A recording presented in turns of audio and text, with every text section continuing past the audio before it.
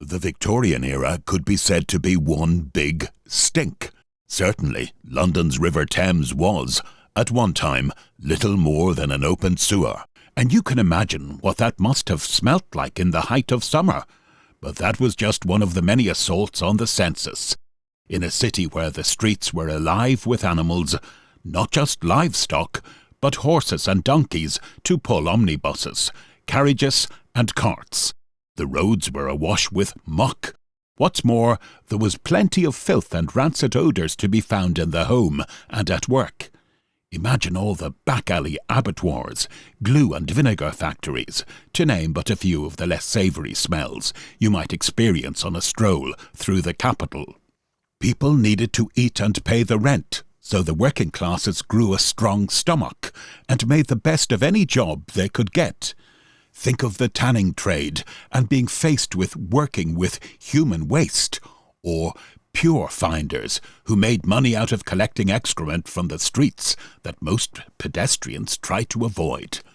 So, there were many smelly jobs in the 19th century, some arguably more dangerous and dirty than others. But what was the stinkiest job?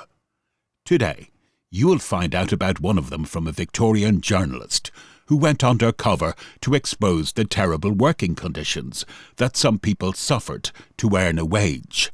I will let you discover for yourself what job it is, but I would be interested to know where you rank it in the list of worst Victorian jobs.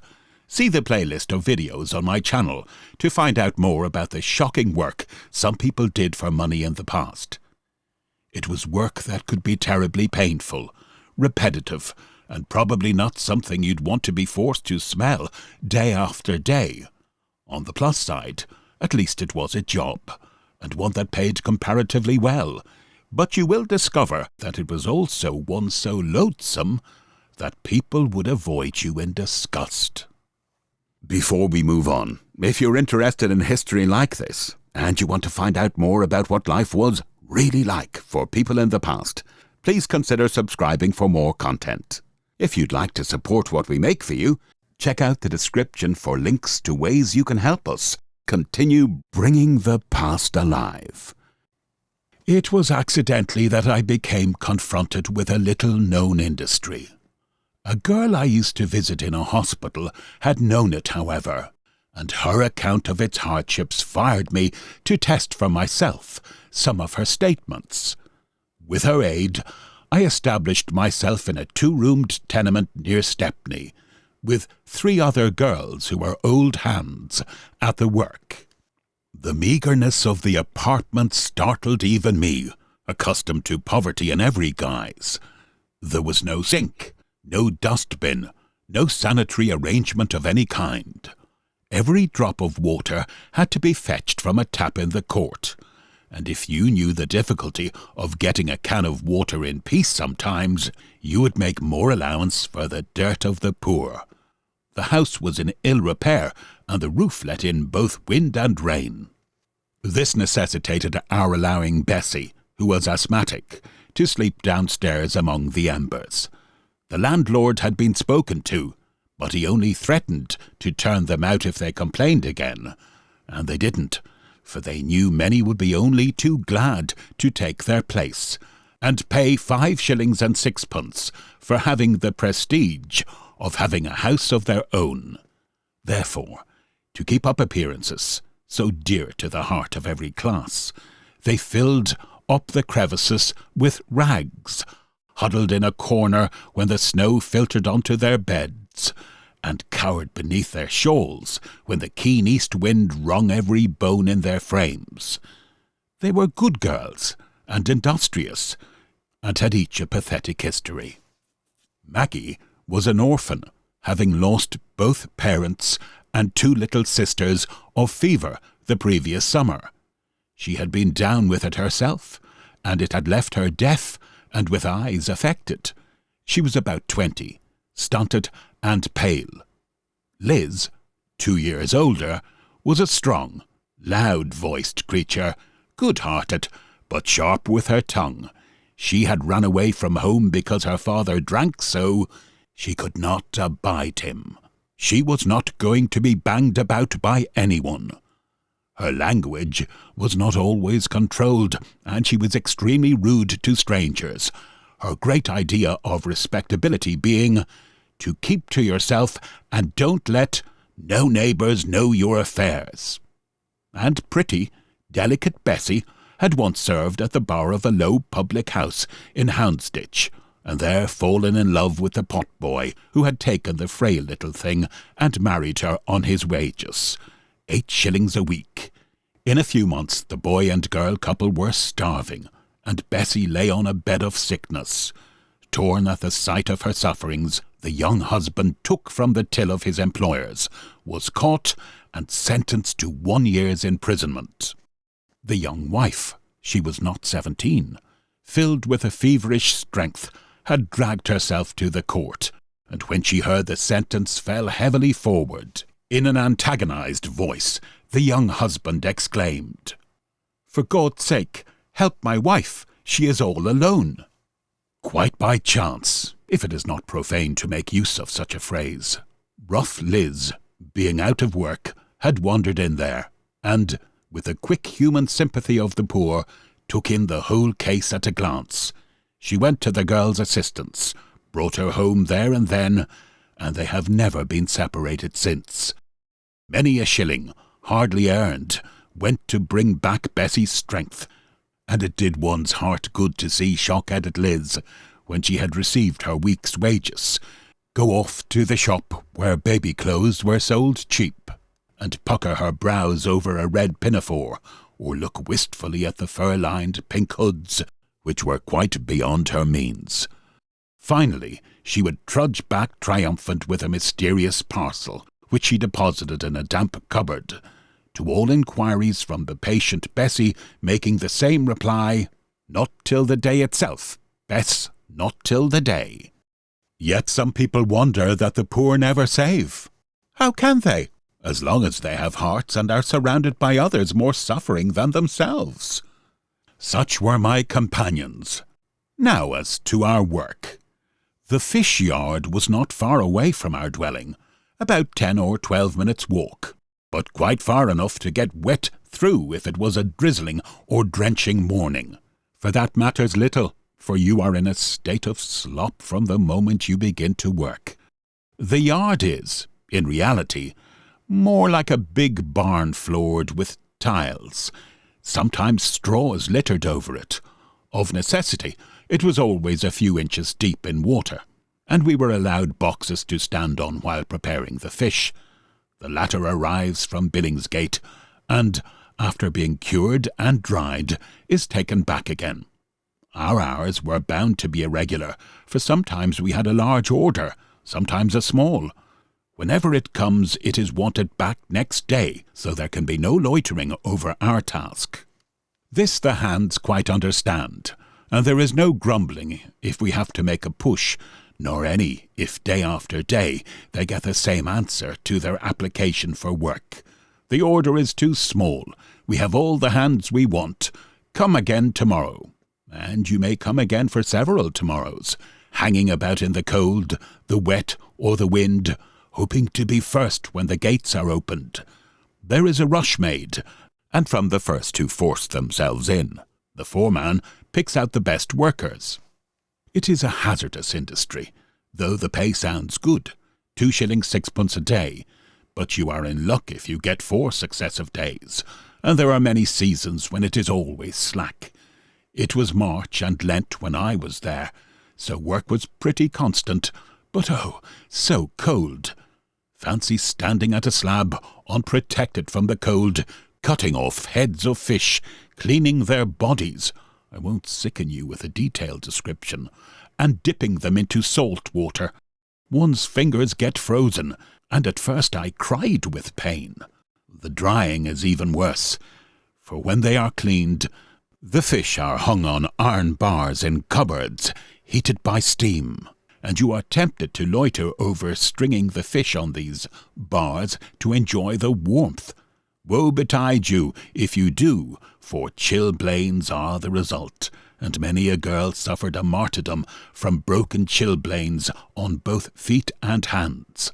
I wonder if people would enjoy this food if they knew of the maimed, tortured hands that had prepared it.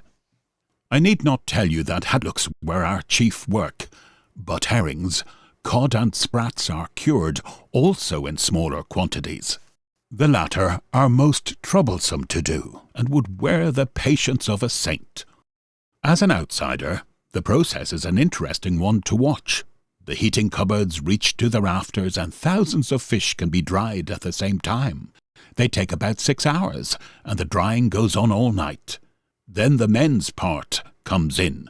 They arrive between 4 and 5 a.m., lift down the fish, pack them in hampers, and either load the carts or trudge off with the baskets themselves. Nor is the male element absent on the daytime. Boys are wanted to carry and unload the hampers, and they hang the fish in the highest bars of the steam hampers. These lads come from a low class, and a good deal of horseplay goes on, which makes one sorry for both girls and boys. The smell of the fish is simply loathsome, and I am not surprised that it is a tradition that no fish curer ever has an appetite. There are certain skin diseases which come from the work, which would make an onlooker think it was one to be avoided. Yet the profession is overcrowded.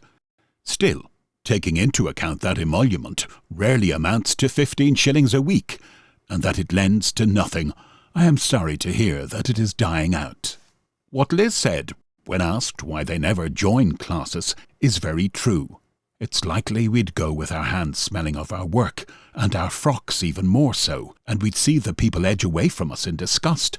No, it strikes me we must either keep to ourselves or go lower. Alas, it is go lower with most of them. We did little cooking, except on Sunday. We took it in turns to get up and light the fire for breakfast, which was simply tea and bread and butter. Our dinner we took with us, and was generally the same. The tea in a can, and we warmed it up and drank it from the tin in turns. At night we relighted the fire, spread a cloth, and had more tea, and when we could afford it, a slice of corned beef or ham. On Saturdays and Sundays they indulged in something hot, and a mug of soup was much enjoyed. They had no idea of making the most of their money, and I had to coax them to let me make them some porridge, and had to persuade them to taste a milk pudding. If fine, the evenings were spent in the streets, arm in arm, lolling outside finery shops. If wet, they squatted about the room, sometimes trimming a hat or mending a dress, oftener just chatting among themselves. They had no particular taste for music or pictures. They supposed they would marry in the future, but if they did, they would still have to work. It absorbed them. It saturated them. It submerged them. One barely knew how to draw back this thick curtain and let in a little ray of light. Bodily fatigue so stupefies the mind, and the mere physical act of standing such a number of hours wearies the frame. Your limbs get numb, and your brain seems in a torpor, while the manual labour goes on mechanically. The foreman has an unscrupulous and unruly lot to manage, and can be pardoned if he errs, sometimes on the side of severity. One day, Bessie came when she ought to have stayed in bed. Instead of confessing to sickness, the poor girl worked on in dumb pain. Twice she was reprimanded for the slovenliness with which she did her work, and at last the foreman came up and spoke harshly to her. I was not near, but Liz was. When he told Bessie to go, for she was no good at all, she looked across at Liz and, putting her hands over her eyes, said in a dazed sort of way, "I can't see." With one bound, Liz was by her side. "Take that, you inhuman blackguard!" she cried, hitting him straight between the eyes, and before he or anyone had time to recover from their surprise, she had taken Bess in her arms and got her into the street. At midnight, the baby was born. Never shall I forget Lizzie's boisterous grief and fear. Though I had summoned both doctor and nurse, for some hours we feared that our frail flower would not hold up her head again, and Lizzie sobbed noisily all the time. If she'll only live, she kept saying between the great splashing tears that rolled down her face. "I'll go to church on Sundays and be rude to the minister no more." We had to turn her out of the room, for she disturbed the exhausted sufferer. Deaf Maggie was of more use, but even upstairs we could hear her stormy crying, and the first words Bessie said were, "Tell Liz not to fret. She has to give my baby to Jim," Bessie's husband. With eyes swollen and tear-stained face, Liz had to be got to work next day somehow. She made the most wages, and money was not too plentiful. So Maggie was left with the nurse, and I accompanied Lizzie, who cried all the way there and was not inclined to be pacified. But the foreman was a young man, and lately married himself. This I knew, and as he listened to my tale, I saw we had nothing to fear. Lizzie was sent to her work as usual. The only remark he made to her, as she stood half sulkily before him, was, "Suppose next time you treat me as a friend, not a fiend," and then the whole thing was forgotten. To me he gave 3 days' wages, 7 shillings and 6pence, for Bessie, and said, if necessary, her employer would use his influence to get her into a convalescent home. But happily that need not be. A curate in the parish has interested himself in her case, and though Bessie will never be very strong, there is every reason to believe that she will still live to see her bonny baby become so.